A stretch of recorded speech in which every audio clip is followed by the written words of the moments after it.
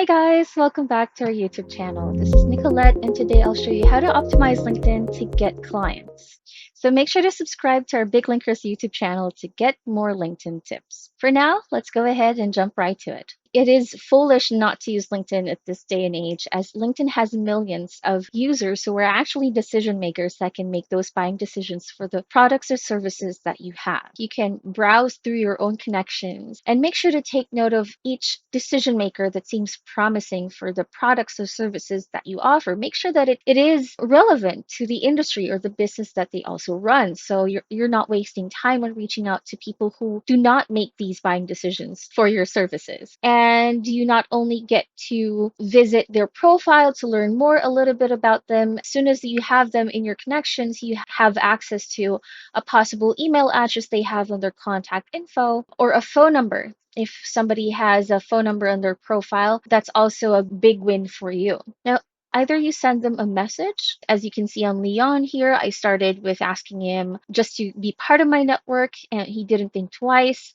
He's not very responsive, meaning to say he's not that active on LinkedIn, and it's very obvious with his profile because he doesn't have a cover photo. His company page isn't set up. I don't see any activity happening. So this pretty much tells me that he's not on LinkedIn or visiting LinkedIn often. I either send him a message directly from within his LinkedIn messaging, or I go ahead and send him an email with the email address he placed on his profile. Now, I don't worry if this is a personal or a business email. This is still an email address he's using actively right now because it is registered on his profile. I would definitely follow up within the day that I've sent my first message, or a few days after, within the week. If the person has a phone number, then you can also call them within the same week. And that's a very good follow up. They've been seeing your name on LinkedIn, they've been seeing your name on emails, and now you're calling them. You don't want to bombard them. So just make sure that it's one follow up per platform, that's LinkedIn message, email, and call once a week, so that you're not bombarding or you don't rub off as insensitive or disrespectful with your follow up with them. In my network, I have 1,700 people. Not all of them are active. And there are times where I don't also have the time to follow up or remember who are these individuals. So you can easily look at your LinkedIn message and just figure out who are the ones you've reached out to already, so that you can just follow up with them. You can see the date and when you last message as well. BigLinker allows me to not just extract the data of my connections, all of my LinkedIn connections, into one place, so that I can download all of this as a CSV file if needed. I can actually create campaigns here